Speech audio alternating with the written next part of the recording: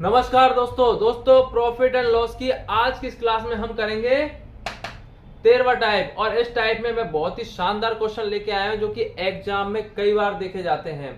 जिसमें हमारा पहला क्वेश्चन है, क्वेश्चन को ध्यान से देखिए एक आदमी दो घड़ियों को 2600 रुपए प्रत्येक के हिसाब से बेच रहा है। मतलब पर घड़ी का मूल्य क्या है, विक्रय मूल्य क्या है, 2600 रुपए। बात समझ में आ गई। तो बेचने पर एक घड़ी पर 40% का लाभ तथा दूसरी घड़ी पर 20% की हानि प्राप्त करता है। तो बताइए पूरे सौदे में उसका लाभ या हानि परसेंट कितना है। बात समझ में आ गई, क्वेश्चन समझ में आ गया। चलिए इस टाइप के क्वेश्चन को कैसे सॉल्व करते हैं, ध्यान से देखिए सबसे पहले हम एक घड़ी की बात करते हैं। एक घड़ी को वो कितने लाभ पर बेच रहा है, 40%। अब सबसे पहले आप जो परसेंटेज दे रखा है उनको फ्रैक्शन में चेंज कर लीजिए। फ्रैक्शन मतलब भिन्न में चेंज कर लीजिए। 40% का भिन्न क्या होता है, 2/5। ये मैं पिछली क्लास में बता चुका हूं। अगर फिर भी आपको नहीं पता है तो 40 में 100 का भाग दीजिए और जो काटने पे जो आएगा वो आएगा 2/5। ठीक है। अब एक टेबल तैयार कीजिए। आप यहां लिखिए क्रय मूल्य, विक्रय मूल्य और लाभ या हानि। ठीक है। अब फ्रैक्शन को समझिए। ये क्या है आपका क्रय मूल्य, परसेंटेज किसका है, लाभ का। तो ये क्या है आपका लाभ। लिखिए यहां पे पहली घड़ी का क्रय मूल्य कितना है, 5। ठीक है। लाभ कितना है, 2। यहां पे जब भी लाभ यहां लिखेंगे तो प्लस या माइनस चिन्ह का यूज करेंगे। तो ये लाभ है तो +2। ठीक है। अब बताइए 5 उसका क्रय मूल्य है, 2 लाभ है। मतलब 5 में खरीद कर लेके आया, 2 रुपए का लाभ उठा के बेचा तो कितना विक्रय मूल्य हुआ, 7। ठीक है। इसी प्रकार हम दूसरी घड़ी की बात करेंगे। दूसरी घड़ी पर क्या हो रहा है, 20% की हानि। 20% का फ्रैक्शन 1/5। तो बताइए दूसरी घड़ी का क्रय मूल्य क्या है, 5, हानि -1। अब बताइए 5 में खरीदा और 1 रुपए की हानि पर बेच रहा है तो विक्रय मूल्य कितना है उसका, 5 - 1 4। ठीक है, समझ में आ गई बात। अब क्वेश्चन में शुरू में ही क्या कह रहा है कि दोनों घड़ियों का विक्रय मूल्य क्या है, एक ही है। मतलब विक्रय मूल्य समान है। तो यहां पर हम विक्रय मूल्य को समान करेंगे। यहाँ विक्रय मूल्य 7 है या 4 है, अलग अलग है, इनको समान करिए। तो मैं ऊपर 4 से गुना और नीचे 7 से गुना कर दूं तो दोनों विक्रय मूल्य बराबर हो जाएंगे। देखिए 7 चौको 28, 7 चौक 28, 28 28 विक्रय मूल्य समान। अब देखिए अगर मैंने यहाँ पे पहली घड़ी का विक्रय मूल्य 4 गुना करा है तो यहाँ क्रय मूल्य भी 4 गुना होगा और उसका लाभ भी 4 गुना हो जाएगा। तो करिए 4 गुना, लाभ कितना हो गया, 4 गुना। ठीक है। इसी प्रकार दूसरी वाली घड़ी में यह हमने 7 गुना करा है विक्रय मूल्य को तो इसका क्रय मूल्य भी क्या होगा, 7 गुना। और इसकी जो हानि कितनी हो जाएगी, 7 गुना। ठीक है। करिए इनको गुना। ये कितना हो गया, 4 दूनी 8 और ये कितना हो गया, 7 एकम 7, ये हो गया -7। ठीक है। क्रय मूल्य कितना हो गया, 5 चौको 20, 7 5 35। ठीक है। अब देखिए ये पूरे सौदे में लाभ या हानि परसेंट की बात कर रहा है। तो ये बताना है हमको कि पूरे सौदे में लाभ हुआ है या हानि। तो पूरे सौदे में क्या करेंगे, पूरा क्रय मूल्य निकालेंगे, टोटल क्रय मूल्य निकालेंगे और टोटल या लाभ या हानि निकालेंगे। तो देखिए कितना लाभ या हानि हो रहा है। देखिए +8 और -7 कितना आ जाएगा, +1। यानी क्या है, पूरे सौदे में 1 लाभ है। ठीक है। और टोटल क्रय मूल्य कितना हो जाएगा, 35 + 20 55। यह आपका टोटल क्रय मूल्य है। तो लाभ हो रहा है तो टोटल लाभ परसेंट कितना आ जाएगा, सॉल्व कर लीजिए बस। लाभ कितना है 1, क्रय मूल्य कितना है 55, परसेंटेज निकालने के लिए 100 से गुना करेंगे। बस इतना सा करना है, आंसर आपके हाथ में। 5 से काटिए, 11 बार कटा, ये 20 बार कटा। 20/11 कितना होता है, 11 एकम 11, 9 बच गया, 9 सही 1 सही 9/11 परसेंटेज। ये आपका आंसर आ गया। समझ में आया।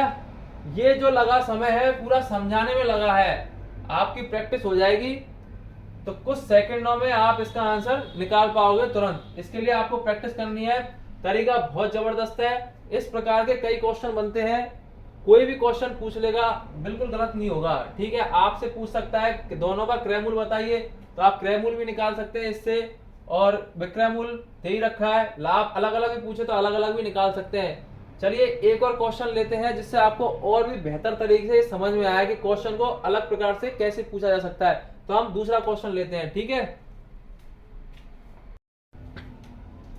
चलिए दूसरा क्वेश्चन देखिए। क्वेश्चन कह रहा है एक आदमी ने 2 साइकिल 7,560 रुपए में प्रत्येक के हिसाब से बेची। इसका मतलब दोनों साइकिलों का विक्रय मूल्य समान है। आगे कह रहा है यदि एक पर 20% का लाभ तथा दूसरे पर 30% की हानि हुई तो दोनों साइकिलों का क्रय मूल्य क्या है। पिछले सवाल में हमसे टोटल लाभ या हानि परसेंट पूछा था, और अब की बार पूछ लिया क्या, क्रय मूल्य। दोनों साइकिलों का क्रय मूल्य क्या है। करने का तरीका वही है, मैंने कहा था कि उस तरीके से हम एग्जाम में कुछ भी पूछ ले हम सब कुछ निकाल सकते हैं। तो देखिए कैसे निकालते हैं। सबसे पहले आप परसेंटेज को फ्रैक्शन में चेंज कर लीजिए। तो पहली साइकिल की बात करें, टेबल बनानी है, क्रय मूल्य, विक्रय मूल्य, लाभ या हानि। फर्स्ट साइकिल की बात करें तो कितने परसेंट का लाभ हो रहा है, 20% का, और 20% का फ्रैक्शन क्या होता है, 1/5। यह आपका क्रय मूल्य, यह आपका लाभ। परसेंटेज लाभ का है तो ये लाभ। ठीक है, अब बताइए पहली साइकिल का क्रय मूल्य क्या है, 5, लाभ कितना है, 1, प्लस में लिखेंगे। अब बताइए विक्रय मूल्य कितना हो जाएगा, 5 + 1 6, 1 रुपए का फायदा। इसी प्रकार दूसरी साइकिल की बात कर लेते हैं। दूसरी साइकिल पर 30% की हानि हो रही है, और 30% का फ्रैक्शन क्या होता है, 3/10। तो दूसरी साइकिल का क्रय मूल्य क्या होगा, 10, हानि है कितनी, 3, माइनस में लिखेंगे। अब बताइए, 1 मिनट, अब बताइए 10 क्रय मूल्य है, 3 की हानि है, तो कितने में बेचेगा, 7 में। बात समझ में आ गई। क्योंकि शुरू में ही कह रहा है विक्रय मूल्य समान है, तो समान करिए विक्रय मूल्य को। समान करने के लिए ऊपर 7 से गुना करना पड़ेगा और नीचे 6 से। अब देखिए पहले में जब हमने विक्रय मूल्य 7 गुना करा है तो क्रय मूल्य भी क्या करना पड़ेगा, 7 गुना, और लाभ या हानि को भी 7 गुना। ठीक है, इसी प्रकार दूसरी साइकिल के विक्रय मूल्य को हमने 6 गुना करा है, तो इसके क्रय मूल्य को भी 6 गुना करेंगे और इसकी हानि को भी 6 गुना करेंगे। कितना आ रहा है विक्रय मूल्य, 42। ठीक है, हो गया बराबर। अब देखिए क्रय मूल्य कितना है, पहली साइकिल का क्रय मूल्य आएगा 7 × 5 = 35, और दूसरी साइकिल का क्रय मूल्य 10 × 6 = 60। समझ में आ गई। यहां तक अपनी टेबल तैयार। क्योंकि लाभ हानि हमसे पूछा नहीं है, लेकिन फिर भी कर लीजिए। ये +7 आएगा और ये -18। ठीक है, हमको केवल यह क्रय मूल्य निकालना है। लाभ या हानि परसेंट मैंने पिछले सवाल में निकालना बता दिया है, तो हम इसको बताएंगे अब। ठीक है, क्रय मूल्य कैसे निकालते हैं। अब देखिए विक्रय मूल्य एक साइकिल का कितना आ रहा है, यहाँ पर 42, और यहाँ पर एक साइकिल का विक्रय मूल्य कितना है, 7560, 7560। तो बताइए 42 बराबर क्या होगा, 7560। यहाँ एक साइकिल का विक्रय मूल्य 42 और यहाँ पर 7560, तो 42 बराबर क्या होगा, 7560।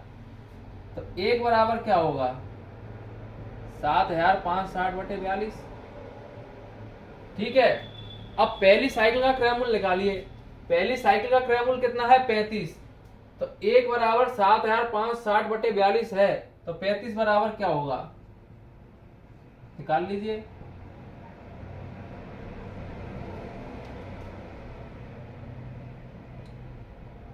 काटिए, कितने से कटेगा, 7 से कट जाएगा, 7 × 5 = 35, 7 × 6 = 42। 6 से काटिए ऊपर, 6 कम 6, 1 बच गया 15, 6 दूनी 12, 3 बच गया 36, 6 नग 36 और एक 0। 1260 को 5 से गुना कीजिए।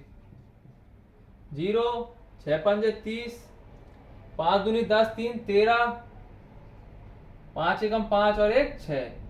तो इसका आंसर आ गया 6300 रुपये। तो पहली साइकिल का, फर्स्ट साइकिल का क्रय मूल्य कितना है?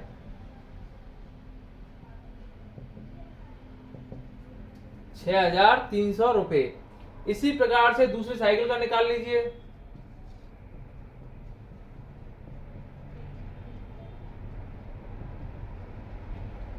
एक बराबर 7560 बटे 42 है, तो दूसरी साइकिल का क्रय मूल्य 60। 60 बराबर क्या होगा? तो निकाल लीजिए 60 बराबर क्या है? 7560 बटे 42 गुना 60। 6 से काट दीजिए। कितनी बार काटा? 7 बार। 7 को ऊपर काटिए। 7 एकम 7, 1 0 लगाएंगे, 7 8 56, यह आ गया 1080। तो टोटल आंसर कितना आ जाएगा? 10 से गुना कर दीजिए। 108 00, 10,800 रुपये। यह आपकी दूसरी साइकिल का क्रय मूल्य आ गया। पहली साइकिल का क्रय मूल्य 6300 और दूसरी साइकिल का क्रय मूल्य 10,800। निकाल सकते ना इस प्रकार से हम क्रय मूल्य भी। तो इस प्रकार टेबल बनाना अगर आप पर आ गया ये, तो एग्जाम में इस प्रकार का क्वेश्चन दे और कुछ भी पूछ ले, आप तुरंत सॉल्व कर सकते हैं। ठीक है, समझ में आ गया? चलिए एक और क्वेश्चन लेते हैं, इससे और भी बहुत अच्छे समझ में आपको आ जाएगा। तो तीसरा क्वेश्चन लेते हैं। चलिए तीसरा क्वेश्चन बहुत ही अच्छा क्वेश्चन है। दो वस्तुओं की कुल लागत 1680 रुपये है। यदि उसमें से एक को 12% लाभ पर तथा दूसरे को 16% की हानि पर बेचा जाए, तो कुल मिलाकर न लाभ होगा न हानि होगी। तो दोनों का अलग अलग लागत मूल्य क्या है? लागत मूल्य मतलब क्रय मूल्य क्या है? अब देखिए आपको क्वेश्चन बहुत बिल्कुल अलग लग रहा होगा, पर करने का तरीका वही है। देखिए पिछले क्वेश्चन में हमको यहाँ पर विक्रय मूल्य समान कर रखा था, लेकिन यहाँ पर हमको दोनों वस्तुओं की कुल लागत यानी कुल क्रय मूल्य दे रखा है। यहाँ पर विक्रय मूल्य समान होने की बात नहीं कही गई है। ठीक है, यहाँ पे कहा गया है हमसे न लाभ होगा न हानि। ठीक है, और पूछ लिया है क्रय मूल्य क्या है। देखिए उसी तरीके से करेंगे। कैसे करेंगे ध्यान से देखिए। सबसे पहले पहली वस्तु की बात करें, 12% का लाभ हो रहा है, तो 12% का फ्रैक्शन 12/100 कितना आ जाएगा?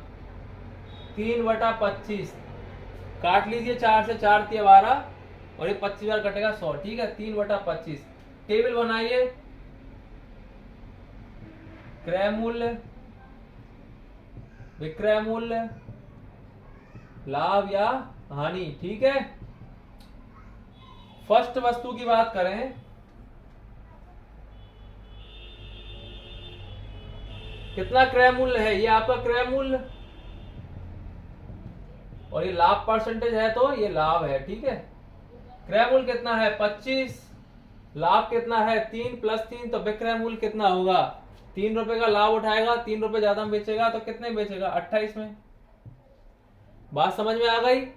इसी प्रकार दूसरी वस्तु पर क्या हो रही है? हानि 16% की, और 16% का फ्रैक्शन क्या होता है? 4/25। देख लीजिए आप, 16/100 कीजिए और 4 से काटिए। 4 चौक 16 और नीचे 25 से कट जाएगा। ठीक है, अब देखिए क्रय मूल्य कितना है दूसरी वस्तु का? 25। ठीक है, क्या हो रही है? हानि कितने की? 4 की, तो -4। 25 में खरीदा, 4 रुपए कम में बेचेगा, तो कितना विक्रय मूल्य आएगा? 21। यहां तक कोई दिक्कत? अब देखिए चेंज क्या है, यहां कहा है न लाभ होगा न हानि, तो यहां न लाभ या न हानि, मतलब फर्क क्या पड़ रहा है? सौदे में फर्क क्या पड़ रहा है? कुछ नहीं, जीरो फर्क है। तो यहां अगर मैं 0 ले आऊं, तो ये जो कह रहा है वो सेटिस्फाई हो जाएगा, तो आंसर हमारा तुरंत निकल के आएगा। ये कब बराबर होगा? जब मैं दोनों को बराबर कर दूं। 4 × 12 कितना आ गया? +12, और 4 × 12 -12। अब बताइए जोड़िए दोनों को, 12 माइनस 12 कितना आ जाएगा 0। समझ में आ गया। अब देखिए यहां मैंने 4 गुना करा है तो इनको भी सभी को 4 गुना करना पड़ेगा। यहाँ 3 गुना करा है तो यहाँ पे भी सबको 3 गुना करना पड़ेगा। ठीक है, चूंकि हमसे सिर्फ क्रय मूल्य की बात की है, इस बार हमसे विक्रय मूल्य की कोई चर्चा नहीं की है, तो विक्रय मूल्य से हमें कोई लेना देना नहीं है। हमें यहाँ लाभ हानि और क्रय मूल्य की बात की है तो सिर्फ इनको ही देखेंगे। तो पहली वस्तु का क्रय मूल्य क्या हो गया 100 और दूसरी वस्तु का 75। लाभ हानि पे कोई फर्क नहीं पड़ रहा है तो 0 आ गया। ठीक है, अब क्या निकालना है, दोनों वस्तुओं का अलग अलग लागत मूल्य। और यहाँ पे हमको दे रखा है सभी वस्तु टोटल दोनों वस्तुओं की कुल लागत 1680 रुपए। तो कुल लागत कितनी होगी, यहाँ पे कुल क्रय मूल्य कितना हो जाएगा 175 जोड़ने पर। यहाँ पे कुल क्रय मूल्य 175 और यहाँ पे 1680। तो अब आप ही बताइए 175 बराबर 1680 है, तो 1 बराबर क्या होगा 1680 बटे 175। क्या निकालना है, दोनों वस्तुओं का अलग अलग क्रय मूल्य। तो पहली वस्तु का क्रय मूल्य तो 100 बराबर क्या आ जाएगा 1680 बटे 175 गुना 100। काटिए 25 से, ये कटा 4 बार और ये कटा 7 बार। ठीक है, 7 से काटिए 1680 को, 7 दूनी 14, 28 2 बच गया 28, 7 चौका 28 और एक 0। 240 को गुणा कीजिए 4 से, 0 4 चौको 16 और 4 दूनी 8 और एक 9। 960 रुपए पहली वस्तु का क्रय मूल्य कितना आ गया 960 रुपए। दूसरी वस्तु का क्रय मूल्य क्या आ जाएगा, पहली का 960 टोटल 1680 है, तो 1680 में से अगर 960 घटा दें तो दूसरी वस्तु का भी क्रय मूल्य आ जाएगा। चाहे आप ऐसे भी कर सकते हैं, 75 बराबर 1 बराबर 1680 बटे 175 है, तो 75 बराबर कितना होगा ऐसे भी कर सकते हैं, लेकिन हमें जरूरत ही नहीं है। टोटल में से अगर पहली वस्तु की क्रय मूल्य को घटा देंगे दूसरी का अपने आप आ जाएगा। कितना घटाइए 0 2 8 में 6 के 2 बचे और ये कितना बच गया फिर 7। ठीक है, 720 रुपए दूसरी वस्तु का क्रय मूल्य आ गया। पहली वस्तु का क्रय मूल्य 960 रुपए, दूसरी वस्तु का क्रय मूल्य 720 रुपए। ठीक है, समझ में आया। देखिए क्वेश्चन को कितना बिल्कुल अलग कर दिया, तो भी हमारा मेथड में तरीके करने में कोई चेंज नहीं, हमने उसी टेबल से इसका आंसर भी निकाल लिया। इस प्रकार से कितने भी प्रकार से बदलाव कर ले क्वेश्चन में, जब भी इस प्रकार के क्वेश्चन पूछे जाएंगे आपको तुरंत टेबल बनानी है और टेबल से जैसे जैसे क्वेश्चन कह रहा है वैसे करते जाइए और आंसर आपके हाथ में। ठीक है, मैंने देखिए अब देखिए समझ में आ गया होगा, मैंने इस टाइप में 3 क्वेश्चन कराए, तीनों ही अलग अलग क्वेश्चन थे। इससे आपको ये पूरा टाइप बिल्कुल अच्छे समझ में आ गया होगा। एग्जाम में अब इस टाइप के क्वेश्चन मिलेंगे तो आप अगर प्रैक्टिस करोगे इस तरीके से तो एग्जाम में बिल्कुल भी समय नहीं लगेगा। 2 या 3 4 5 सेकंड के अंदर ये क्वेश्चन बिल्कुल सॉल्व हो जाते हैं, बहुत आसानी से हो जाते हैं। ठीक है, तो चलिए आज हम प्रॉफिट एंड लॉस के इस टॉपिक को यहीं खत्म करते हैं। नेक्स्ट क्लास में हम एक नया टॉपिक स्टार्ट करेंगे। ठीक है, और उसके भी सभी टाइप को हम अच्छे से कंप्लीट करेंगे। ठीक है दोस्तों, तो मिलते हैं आप नेक्स्ट क्लास में नए टॉपिक के साथ, उसके नए टाइप के साथ। धन्यवाद।